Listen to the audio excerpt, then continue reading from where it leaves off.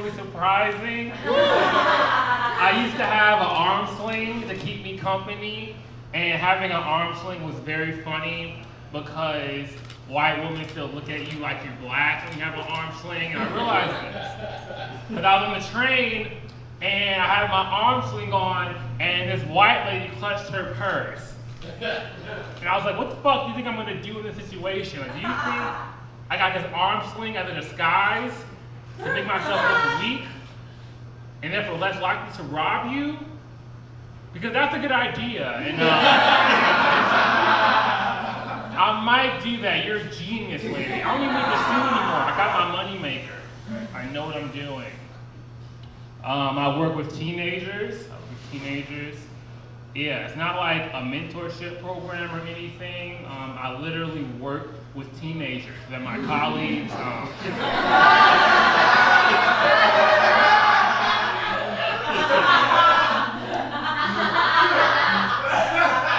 They're my co-workers. Some of them make more money than I do. It's quite unfortunate, not ideal.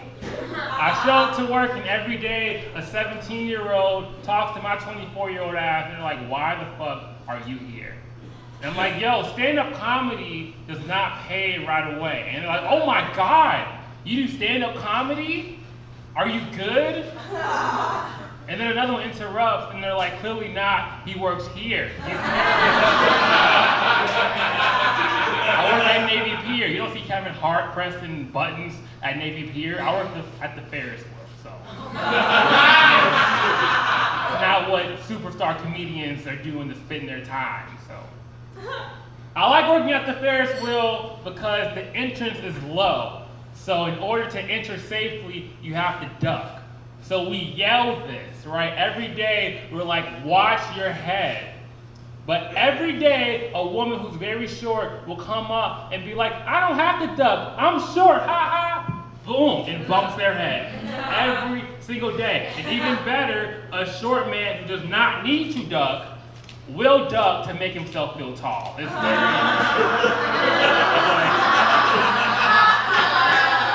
my guy, you are 4'7". You could jump up and still not touch it, please. You're embarrassing yourself in front of the tall with children. Please stop it. It's embarrassing. Should be humiliated. I was at work the other day, and this white kid was wearing a Confederate flag hoodie. And he saw me, and he flinched. And I'm like, if you're gonna be a racist, don't be a bitch about it. Live in your truth. Be who God made you to be. If the Grand Wizard was right here, would you flinch in that situation? I don't think so. Be who you are.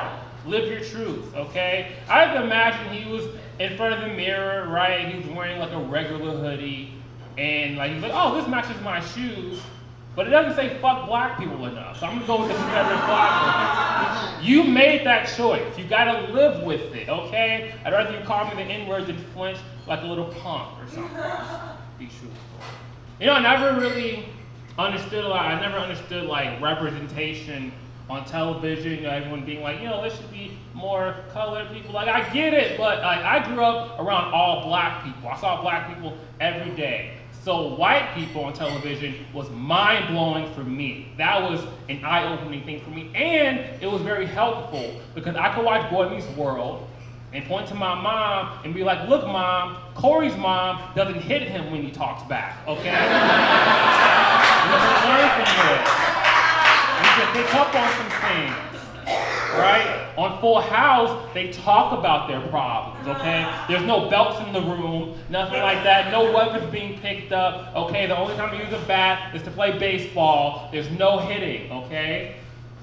Get hit anyway, didn't matter.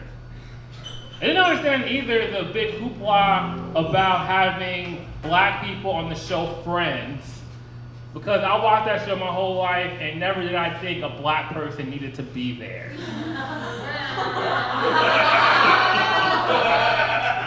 Think about it, what real black person wants to hang out with Ross?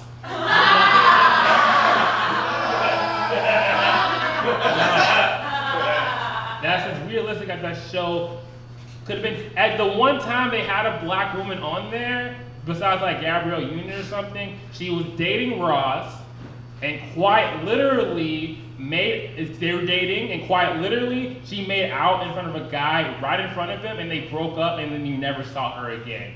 That's the most hot girl summer shit I've ever seen in my life. So in a way, they represented my people, but that's all they needed. That's all they needed to do. That's all they needed to do in that show. I also watch shows where, like, my mom would watch shows where the police were the protagonists, the police were the good guys. So I didn't really hate police until I was in college, because in my mind, the police was Ice-T from Law and Order. That's what I thought the police was. And I like Ice-T because his wife's name is Coco. And those are both beverages. And I would like to think that was the standard and criteria by which he chose his partner. Right? Like, he was on a blind date with a lady and it was like, your name is Michelle, but get the fuck out of here. That ain't no drink, you know? And him and Coco got married in a Starbucks and named their child Lemonade or something like that. They named their child Chanel, which is a huge miss on their part. A huge missed opportunity, in my opinion. Speaking of parents, you guessed it, I don't know my father, never met him, never met his eyes. He's a Nigerian guy, and Nigerian dudes are known for running scams, and I'm on Tinder, so I'm really scared of being catfished by my own dad. That's a huge fear of mine, being stood up again. Literally, my Tinder profile is, please don't be my father. I swear to God, that's it. And I've gotten more matches than I did before that was my bio. So it is working. I'm just afraid some girl's gonna think it's some kink and like make me call her daddy when we're having sex. And I'm not open to that at all. So we'll see how it goes. I'll update you guys at some other points. Important to note. I am trying to be more politically active, but it's difficult when you do comedy and you have a job. So I have to get back in small ways. I get back by doing little things. For example, whenever a white person opens the door for me, I whisper, that's the least you can do, and then I run away. That's how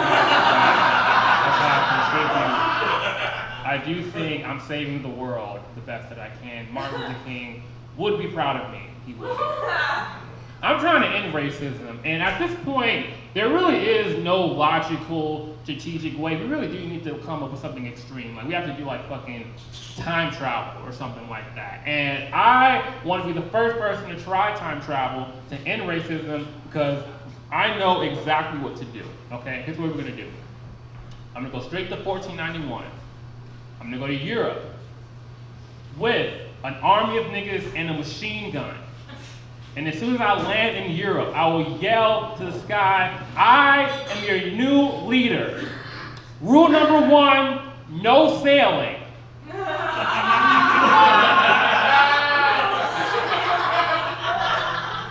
No boats, no exploring, that shit is over. All the white people stay right the fuck here. Nobody is going anywhere. Rule number 2, soap and water every day. You people smell like shit, okay? Please stop it. Also, there are no witches. Stop with the witches. Please leave women alone. A lot of racism in my life. I used to have glasses. Having glasses was cool. Having glasses might have prevented me from getting hit by a car, but we can talk about that another time. I used to have glasses. And this white lady came up to me and she was like, I feel more safe around you as a black guy because you have glasses on. Yeah. So I stole a wallet. I've been watching things. You guys are